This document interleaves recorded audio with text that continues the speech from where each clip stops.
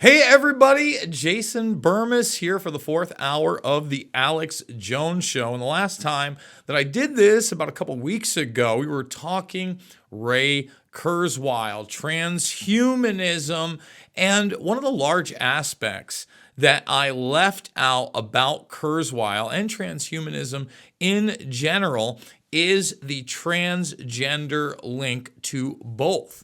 And really, the separation of your biological reality from yourself, not only through the transgender movement, but also pushing virtual personas, the metaverse, and other technologies.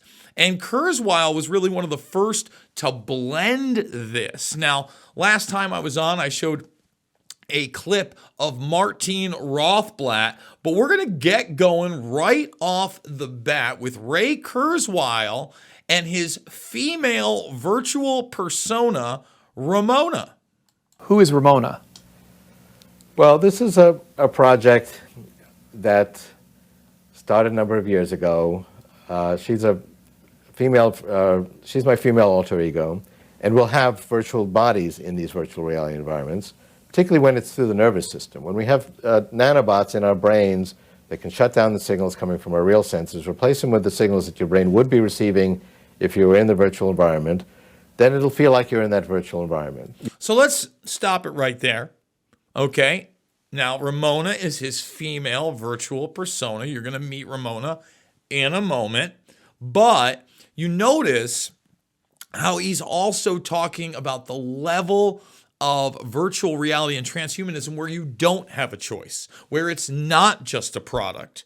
When we have nanobots in our brains and nervous system that literally shut off our biological reality, or what I would call our humanity, that's the goal.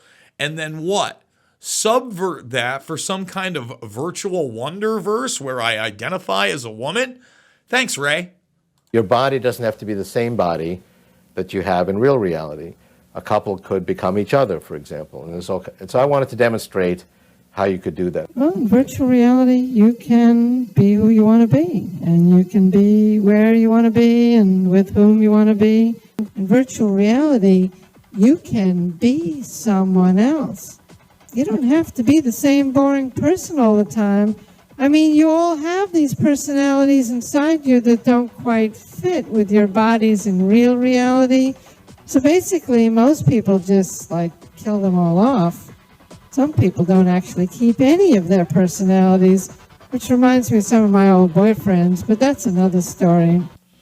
Ray, please tell us about some of your old boyfriends as you encourage those to break from reality and the separate imagination land personas and instead, pursue your metaverse, your mind file, if you will. And when we come back, I'm going to play a clip of Kurzweil. Now, that's all the way back in 2006. Obviously, the technology is way, way farther. But in 1999, when he wrote The Age of Spiritual Machines, and really became what I would call the godfather of the modern day transhumanist movement, he admits that we won't necessarily create entities that are in fact conscious, but instead, these entities will be so persuasive, they convince us that they are conscious. And then we start getting into legal realms and rights. And then what happens? Well, we not only merge with these things, but we also build, it's not just, a transhuman future. It is literally a post-human future that they would like to bring in, folks. That's the reality. Why in the world would you permit this? Look, I'm all about technology empowering humanity, but certainly not enslaving it. We're going to go further with not only Kurzweil, but this transgender to transhuman link. I am Jason Bermas. You can check me out. I got all sorts of shows right now. Patriot.t, Making Sense of the Madness, TNT Radio, The Jason Bermas Show. But first, go to InfoWarsStore.com and support The Alex Jones Show. We'll be back with more after this. And we are back. It is the 4th hour of the Alex Jones Show. I am Jason Bermas. We're talking transhumanism and Ray Kurzweil. So what we're going to do is we are going to jump into this clip of Ray talking about this consciousness that we're going to create, but not really consciousness, really a consciousness off of, how should I say this? A virtual mind file. That's how they put it. So let's hit that clip. They are the most subtle, complex, deep, and rich phenomena that goes on in the human brain. These new entities will evidence that same kind of rich behavior. We will meet machines in the next century, and what I mean by machines is a non-biological entity, an entity that's not a carbon cell-based entity, that's not based on DNA-guided protein synthesis, but that is nonetheless based on the principles of the methods of the human brain, and they will claim to be conscious, they'll claim to have emotional experiences, they'll claim to have spiritual experiences, hence the title of my book. And unlike entities today, because you can meet virtual personalities in your kids' computer games, these 21st century entities will be very compelling. They'll be very convincing when they evidence these things. And in fact, they'll be very intelligent, so they will succeed in convincing us that they are conscious, that they have emotional experiences, and that they have spiritual experiences. And we'll settle it the way we always settle these issues, which is politically, and most people will be convinced because these entities are going to be very convincing. Most people will fall for the false replication of how great we are. All right, now Ray's being a lot more honest here than he currently is, because now he blurs the line and says essentially there's no difference whether they're conscious or not. Well, it makes a difference to me. All right, let's play this one out. They'll get mad if we don't agree with them. So. Oh, they'll get mad if we don't. Are we summoning the demon, Ray? We will come to believe that they are conscious. But that's a little bit different than the philosophical statement that they are conscious. I mean, a lot of people in write-ups on my book have said, well, Ray Kurzweil's predicting conscious machines. My prediction's a little bit different. We're going to have machines that claim to be conscious, and they're going to be very convincing, and we're going to believe them. That's a little bit different than absolutely saying that they are conscious. That is, it's not a little bit different. It's a whole lot of different, because it shows, again, it's a fabrication. It's not real, okay? It's falling for a type of deception. Now, I want to bring this into the transgender aspect of this. Now, one of the acolytes, the main acolytes of Kurzweil and this idea, is a person that later wrote a book called Virtually Human, with a foreword by Kurzweil. And that is also the author of this book right here, From Transgender, let's get me out of the way, to Transhuman. All right, and this is the opener. I want people to understand this. Billions of sexes, just like Ray Kurzweil was telling you all about all these suppressed personalities. There are two sexes, male and female, right? Wrong! In fact, there are a continuum of sex types, ranging from the very male to very female, with countless variations in between. This startling new notion is just now beginning to emerge from feminist thinking, scientific research, and a grassroots movement called transgenderism. Nothing grassroots about it. All about, again, separating you from your biological reality and, in essence, your reality to push this crap. Okay, but listen to this. In the future, labeling people at birth as male or female will be considered just as unfair as South Africa's now abolished practices of stamping black or white on people's ID cards. They're saying if you acknowledge biological reality in this push, you are for apartheid. Meanwhile, they are really, as I'll show later, highlighting two different types of transhumanism. One, they want to trick us into merging with machines, being a serf and slave class that's basically eradicated, that can upload their consciousness, really euthanize yourself for, again, a digital falsehood of yourself. Meanwhile, they want to experiment on the rest of us, and they want to live forever. And this is a bridge to that. Okay, so I mentioned the other books Virtually Human, that's the one with Kurzweil in the beginning. Then you have Unzipped Genes, which when I started doing lectures on this and videos, someone actually sent me a copy. It's much more than a cover. And some of these you can get in PDF format, just like the From Transgender to Transhuman. Read it for yourself, all right? I'm not saying these things. Powerful billionaires like Martine Rothblatt, who used to be Martin Rothblatt, are saying these things. The founder of SiriusXM, the founder of what's that in the middle? Their own religion, by the way, that's Martine in the middle, stayed married to his wife. That's his biological or her biological or Martine's biological daughter, whatever you want to slice it. But through this religion, Terrasim, we have Bina 48, which is a robotic version of that spouse. Now, we're going to take this further into modern day transhumanism that just had a breakthrough this week.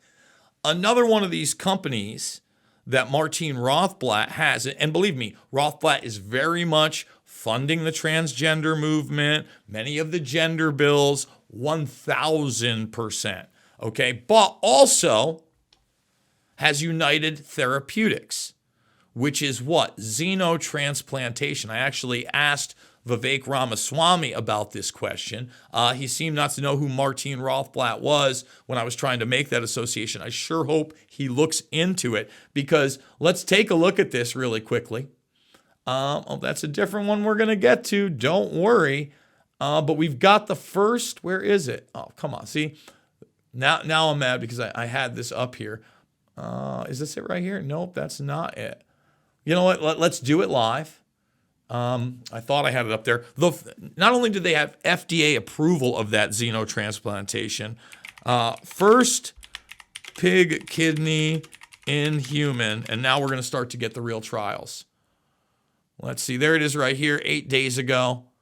CNN, pig kidney transplanted in a living person for the first time, xenotransplantation, and of course, United Therapeutics. I mean, should we play the clip? Do we have to play the clip? I think we're going to move on.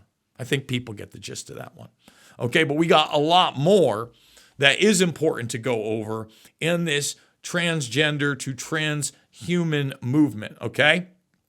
So, bringing this back up, we're going to get into Rothblatt. I'm probably going to cut this clip pretty quickly, but we're going to present right here the jokes about transgenderism. And again, Rothblatt just wins the Billie Jean King Award. This is a conference literally called Transformers.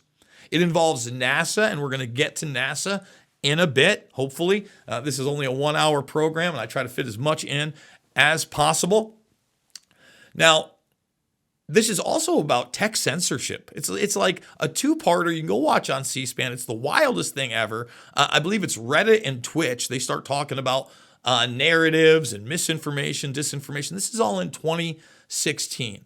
But let's hear from Martine Rothblatt themselves from the kickoff.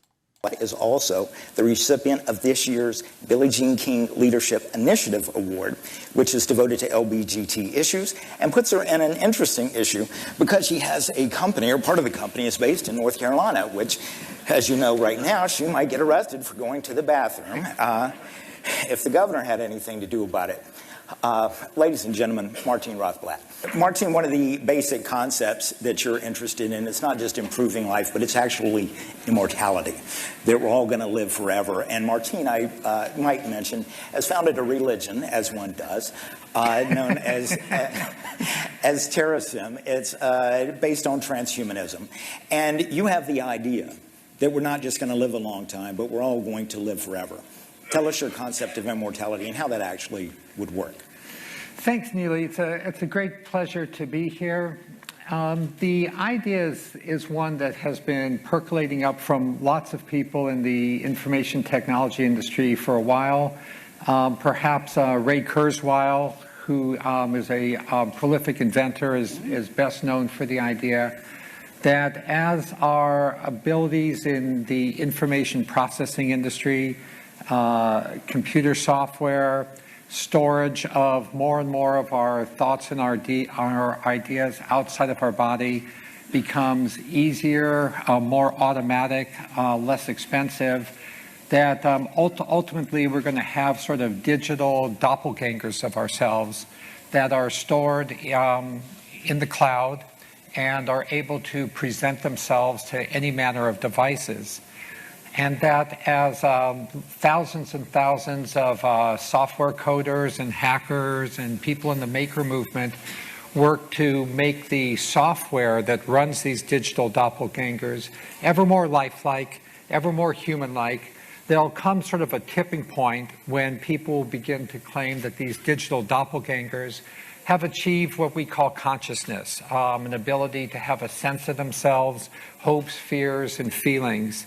And at that point, I think the activity will move to the legal arena as to whether or not these digital doppelgangers really are conscious, really do have an independent legal identity.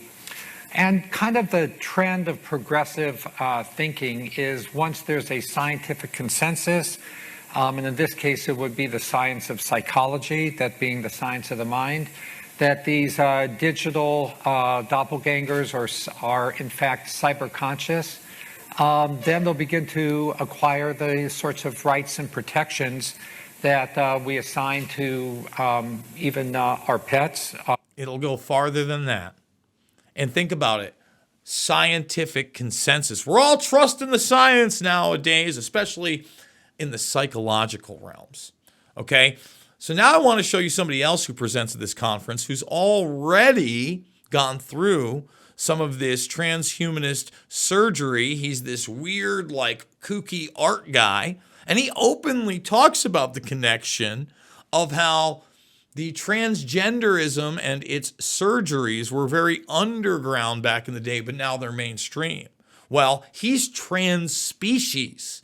Again, transgender into transhuman. Here is Neil Harbison. But that humans don't have. So we are in a stage in history that we can actually design what species we want to be. I consider myself a trans species because I'm adding senses and organs that other species have. And you can add many, many more senses that other species have and organs that other species have. And we'll start seeing this in the 20s because it's now growing. It's happening underground. There's already many surgeons that are willing to do the surgery anonymously in the same way that in the 50s and 60s, transgender operations were being done a bit underground. Now cyborg surgeries are being done a bit underground. But in the end, bioethical committees will also accept that cyborg surgeries should be allowed for everyone that wants to extend their perception of reality, at least to the level of other species. Species, yeah, it's all about the level of other species. Now, I want to show the UN movement in this because United Nations, globalism, they want to push us into this. Okay, gender and health, all these regulations going on during the COVID-19 84 nightmare, re-examining all of this and literally trying to take global governance over the state of the family. It's bad enough what they're doing in schools to try to separate parents and, again, sometimes drug kids or put them on the path to irreversible surgery. And really, the druggings are pretty irreversible, too. And take them from the parents. It's people like the ones that we're watching that have enabled that with the help of the United Nations. Okay? Oh, sorry. We got this. Didn't mean to do it like that. Should have just done this. Not used to that format.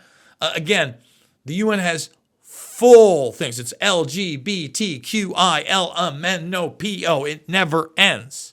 Never ends. Okay, so I want to jump through a couple of these here, and I want to get to the Kush, Jared Kushner.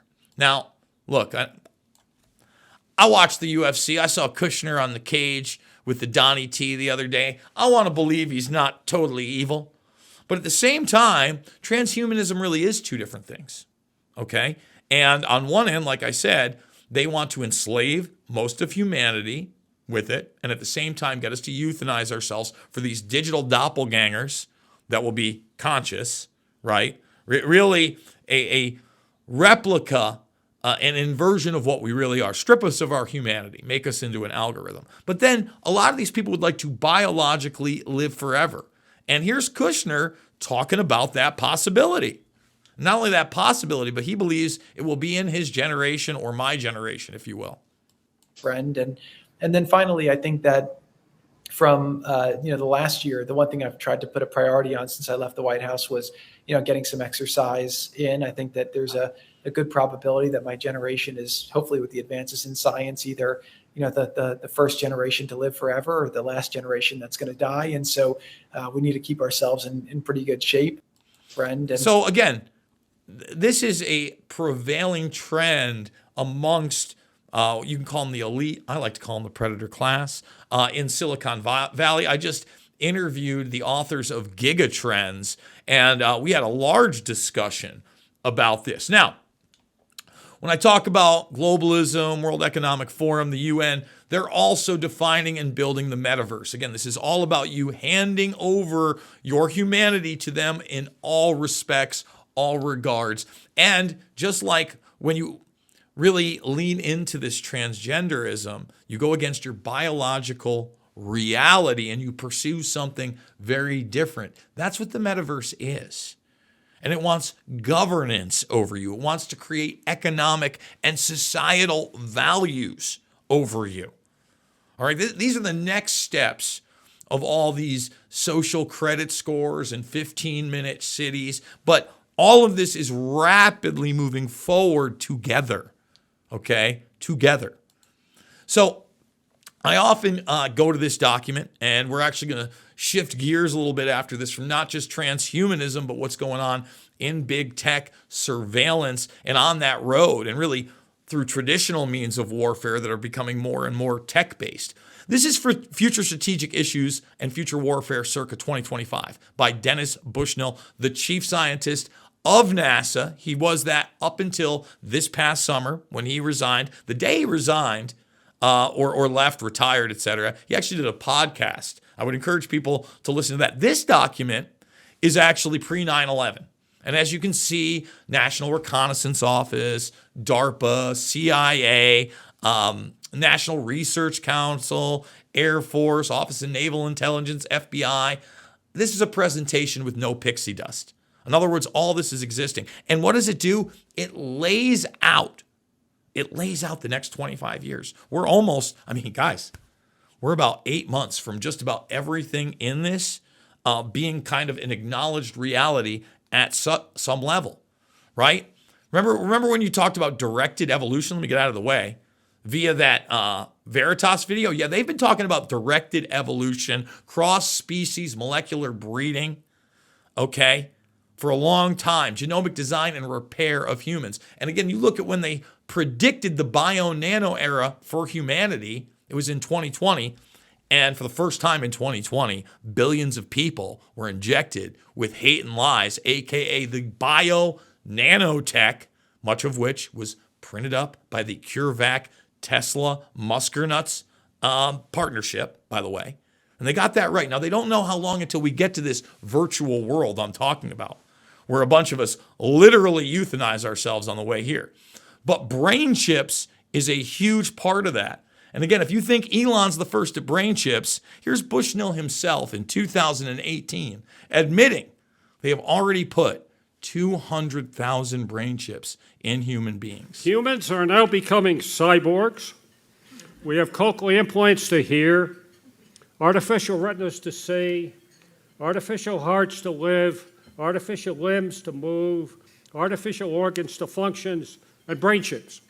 There's a couple 100,000 people wandering around with brain chips now to fix congenitally defective brains and increasingly to fix memory and other things. DARPA's working on brain chips for super soldiers. And people are now working, thanks to Musk and other people, funding on direct machine-brain communications. It's not us versus them, us versus the machines. We're merging. And this is the human evolution of the humans. There is no more natural evolution of anything.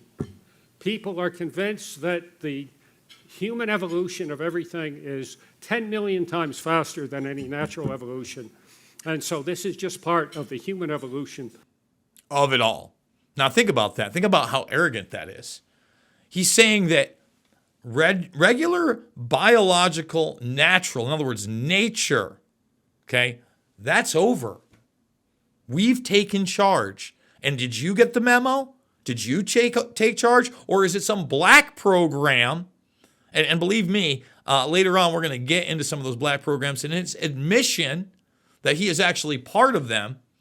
But first, I want to show you these people do not hide what they are and where we're going. At the end of the day, what do we talk about? Non-biological life, non-carbon-based life. That's what Kurzweil talks about. And here we go. My man talking about the future of humanity, not so much, but what? Best level, human contaminated machines. This all ends up with uploading into the machines, and instead of us versus them, humans versus the machines, we become them, or they become us, or you end up with human contaminated machines. Human contaminated machines. Now again, we talk about this upload process. It is a false process. And that's why they want you on psychotropic drugs. That's why they want you to buy into these identity politics that don't just allow you to identify as a man or a woman or non-binary, literally zeros and ones, but whatever you like. We're on the cat people already with the Therians, right? That's out there. And I've said it for years as kind of a tongue-in-cheek joke. But look, it's coming next. You are going to be a leprechaun riding a unicorn over a rainbow into a pool of gold and magic. It'll be the best thing ever, especially if you decide not only to hook into the metaverse via the virtual reality equipment, but you hardline in there through Neuralink and other technology. That's where they are trying to take us. When we come back, we are going to talk about spy satellite networks, really one of the infrastructures of this metaverse and of this transhumanist movement is total and complete surveillance, not only via the Internet of Things, which we already have, but a virtual skin, if you will, around the planet that also hooks into our biology via the Internet of Bodies. I know it sounds like science fiction, but unfortunately, factually, we are way down the line on this one. I am Jason Bermas. I hope you check out my documentary films for free. Invisible Empire, A New World Order Defined. Shade the Motion Picture. They're the big picture films. You want to learn about 9/11, Fabled Enemies, Loose Change, Final Cut. And remember, you need to support Alex Jones now more than ever. Get to InfoWarsStore.com. Get the supplements, get the products, get the books, get the information, share the clips if you can't financially support us. We are truly in an information war, and we'll be back after this with more truth about transhumanism. And we are back. It is the fourth hour of the Alex Jones Show. I am Jason Bermas. And really the next segment is really going to illustrate why Infowars.com is so damn important in the misinformation, disinformation / post-truth world, okay? Because Alex and I have a different perspective on Elon Musk. Yet when I come on here, I am never told what I can and cannot talk about. Not once. I get the buzz. Can you do it? Yes, I can. I'm off to the races. And that's why we're going to talk about this. Okay, this was reported on a little under 2 weeks ago now. And essentially Musk's SpaceX, which was always a military-industrial complex company and always about weaponizing space and not taking us to the moon or Mars. I mean, that is imagination land, friends. That is Hollyweird garbage. You might as well be on board with Matt Damon. No, they're building the spy satellite networks for U.S. intelligence. Now, you think to yourself right now, why in the world, if he's such a renegade and a problem, would they allow him to do this? Well, I also want to point out that this guy is the numero uno military-industrial complex contractor. Overtook Boeing. Okay, that's with Tesla. That's not even with SpaceX, which are separate companies. And as I stated before in the previous segment, Tesla teamed up with CureVac, made the microRNA factories, and printed up the majority of the shots. And at the same time, his wealth rose bigger than Gates, bigger than Buffett, bigger than Zuckerberg, bigger than Brin during that time period. Do you see a pattern? But I want to hone right in on the spy satellite network, because I don't know how your free speech and you've made a communication system that may be able to tap into not only every traditional communication we have, but as I've illustrated in other videos, and go check it out yourself because I don't have this one queued up, but through artificial intelligence and the invisible wavelengths that surround us via Wi-Fi and others all the time, just with access to that information, they can pinpoint and surveil you inside. Okay? Through the magic invisible waves and decoders. That's just one of the threats. All right, but as I've stated before, this is actually a pretty damn long-term partnership. So let's look at it. This is DARPA's official page, and as you can see, the Blackjack program successfully deploys 2 Mandrake satellites. All right, check that out. Now, we've been doing more Blackjack stuff into 2023. They've said they've scaled the project back, all right, this summer. But this was always a Musk project. And remember, Starlink's highest concentration, because that's the commercial version of this, is in Ukraine. Okay, that's where they have over 12,000 dishes. And it's not just for communications. It hooks into the next level warfare. Okay, it hooks into the Ghost and Sidewinder drones. That is a fact, Jack. Now, I want to talk about these type of moving spy satellite systems right now. Again, our friend Mr. Bushnell gets asked about them. This is back in 2018. I remember Kash Patel, before Trump was even in office, was on Gutfeld talking about Musk, talking about Starlink, talking about the fact he's the largest military industrial complex contractor out there. But here we go again. Here, Dennis Bushnell is asked about these different types of satellites as weapon systems. Let's do it. The second one is the Russians apparently have satellites up there that I'll describe. They're moving in strange ways, and there may not be normal satellites, maybe doing something different. So what's that all about? You notice the smile, the smirk? No comment. It's all funny. Come on now. No. Killer satellites? Are they? No. Okay. All right. Sorry, Ty. What? What he didn't tell you is I'm the NASA rep to the National Intelligence Council, and so I got to be a little careful. Yeah. Oh, he's a national rep to the U.S. Intelligence Council. NASA is ultra militarized, okay? So now we're going to take it to Musk and these systems. Now, in the beginning of this whole Putin, Russia, Ukraine thing, remember, Musk was calling out Vladimir Putin for a single combat, right? And then the space agency chief from Russia, that again, when you look at space, it hasn't just been militarized by us. It's Russia, it's China. It's really the people that you have a partnership with on the ISS to some level. All right? Remember we were talking about space nukes was a new thing like 2 or 3 months ago. The State Department put up space nukes. We know they're space nukes. This guy was like, yeah, no, you lose in 30 minutes. We've got the space nukes.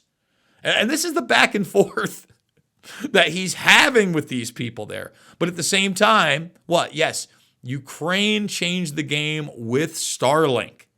That's what this is. It is a weapon system of the highest order. We have to acknowledge that. And like I said before, the vast majority of this is not new. You can bring up Reagan right here. And cover a Time magazine in 83. Guys, it's 41 flip diddly ippin years ago. 41 years ago. And on top of that, okay, you look at this.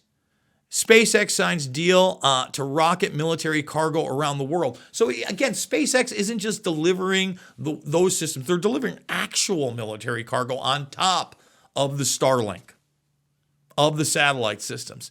That's what they do. I mean, Tesla also has the tiny homes, the Optimus robots.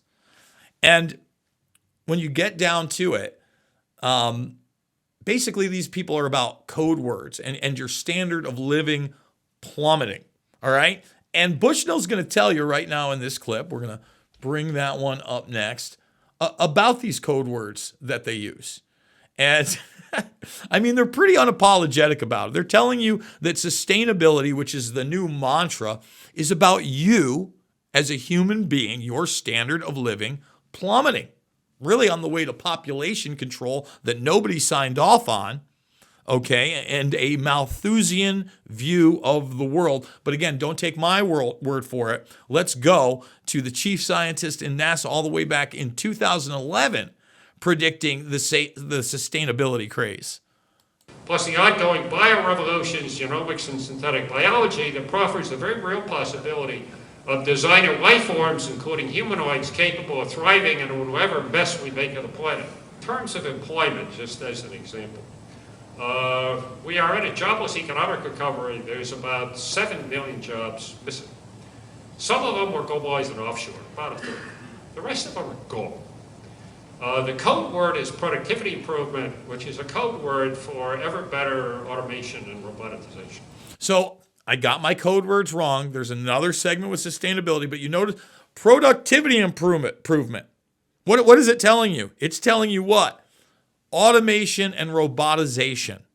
All right, and a lot of that has to do not only with Tesla, but every one of these tech companies. They're all getting you ready for it. And a UBI is behind that as well. Productivity improvement is the code word.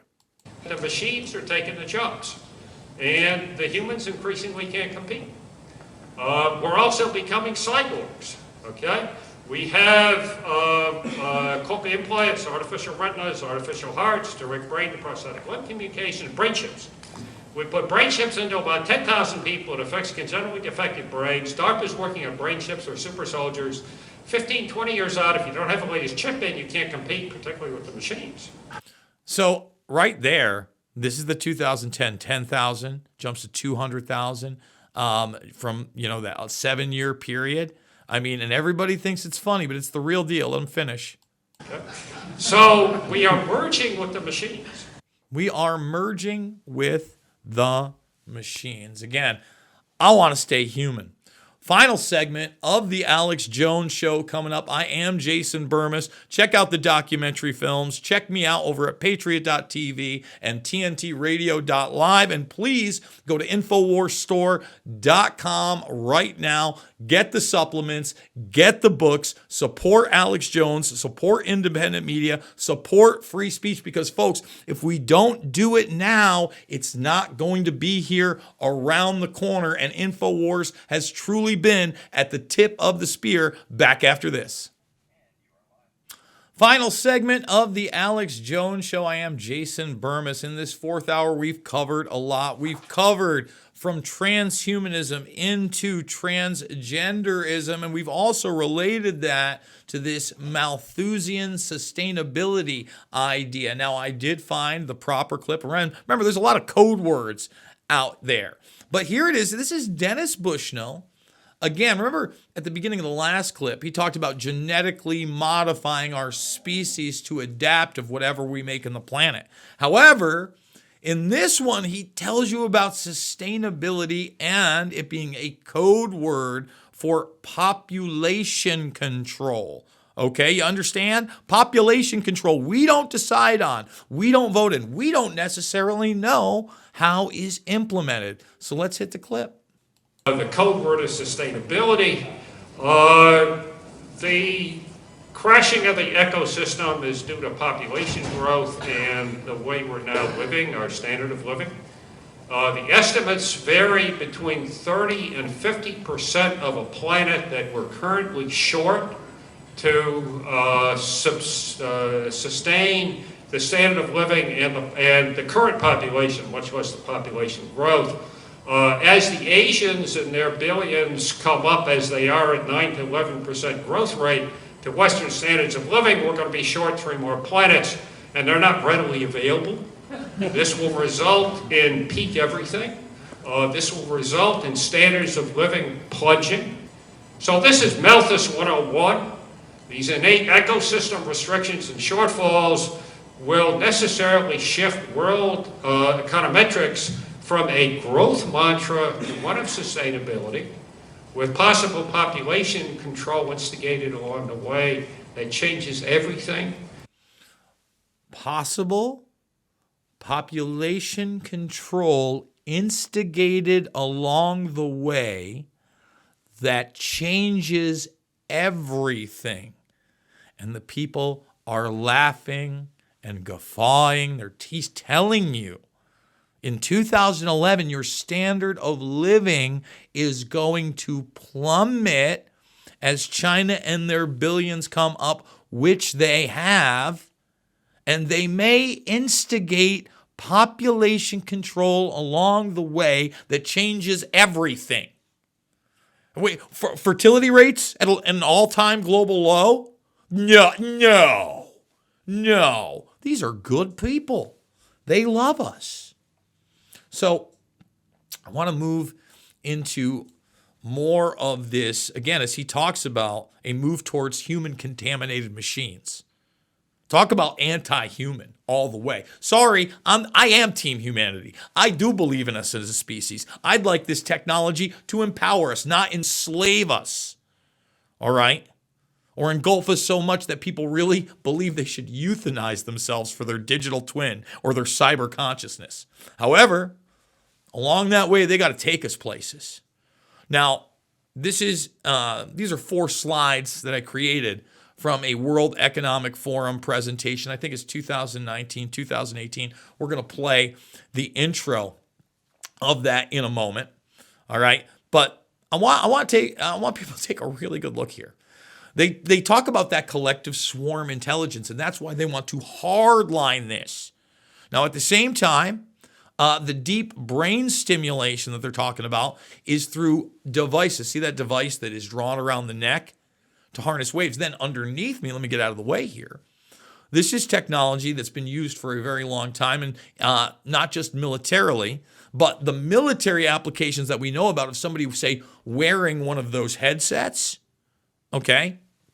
That right there, they control drone swarms. So it's a type of swarm intelligence, smaller drone swarms. Now you can use that technology, and I'd like people to realize this, that we already have non-invasive brain-computer interfaces right there. They don't want to sell you on that or those type of devices. They want you hardlined in. And on the road to that, they want to give you the smart drugs. Now, Abilify, which we've covered on this program, which is your antidepressant for when your antidepressants don't work. Okay, you take more of them. That is now a smart drug. All right, and they literally have bio-nanotech in there to ensure you take it. Compliance. We need compliance. This should frighten just about everybody out there. But it should also frighten you that there is a certain sect of predator class minions that are enthusiastically trying to push us in We're that going to start direction. the When Humans Become Cyborg session. You know, I always want to be a cyborg. I'm waiting for the day to become one.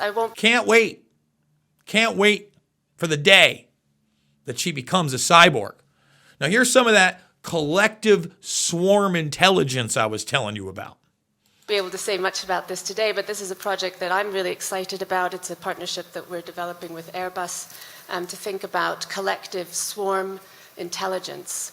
And this is about flying brains, so trying to bioengineer the brain capabilities, for example, of insects. You know, why don't they smack into each other when they fly?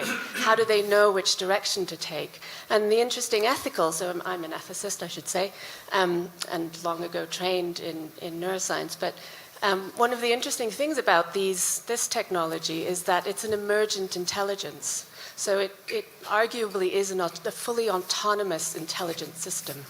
So if you think about this technology one day being 1 million tiny insect-type drones that we release for surveillance, you know, whether it's military surveillance or crop surveillance, what have you. We're going to start. Whether it's military or crop surveillance. Again, food supply and, of course, the military aspects. But there's one more aspect. There is that true spiritual aspect that many people, in my opinion, have not truly understood. And right now, AGIs are coming into fruition. It's not just deep fakes but it is beyond what these chatbots are into maybe a nightmare style her scenario. And remember, the first person to really introduce us to this idea was the quote unquote Google whistleblower, essentially saying that the AGI he was working with was already conscious. Now, again, I don't think these things are ever going to be conscious. I think they, although maybe a reflection of us and who they are programmed by, it is a trick. So when we talk about the spirituality of this thing, I think that we should also realize that that whistleblower, all right, maybe not the best or benevolent of intentions, he's also into Crowley magic. Can't make this stuff up, so we're going to hit the clip. While in prison, I had plenty of time for spiritual reflection and studies. Actually got more deeply into formal mysticism. A good friend of mine to this day, who I met in prison, is a Thelemite. And he introduced me to the works of Crowley and Kabbalism, and that added a little bit more structure and formality to the kind of more chaos magic style stuff that I've been doing up until that point. While in prison... Oh! A little more form to the chaos magic. These are the people that are working on artificial intelligence. People that dabble and practice in the occult. People that think they can biologically live forever, which is a quest that many a person throughout the history of humanity has seeken. All right, they have sought that out. Whether it be the tree of life or the fountain of youth. This is the generation that it is believed that a certain class of people are going to achieve that, and on the backs of the rest of us. Well, again, they take charge of evolution in their own words. Well, that's not what I want to do. I want humanity to flourish together. I don't believe that we don't have enough resources. I don't believe that we're overpopulated. I believe that technology has been hidden from us, occult style, okay, restricted from the general populace, because if it was unleashed on us, it would empower all of us. And this slavery we're under from a predator class that took over long ago and has continued to consolidate power would ultimately end. Folks, I am Jason Bermas. This has been the 4th hour of the Alex Jones Show. Again, I hope you check out all of my stuff. I am live daily on 2 different networks, Patriot.tv, TNTRadio.live. All the documentary films are free. Once again, Invisible Empire, A New World Order Defined, Shade the Motion Picture, Fabled Enemies, Loose Change Final Cut. Go check them out, share them, watch them, and remember, please go to InfoWarsStore.com. Get a copy of The Great Reset and The Great Awakening. Why? So we can all become the great resistance against this false narrative and false reality together. Support Alex Jones at InfoWarsStore.com. I love you guys. It's not about left or right, always about right and wrong. See you on the flip side.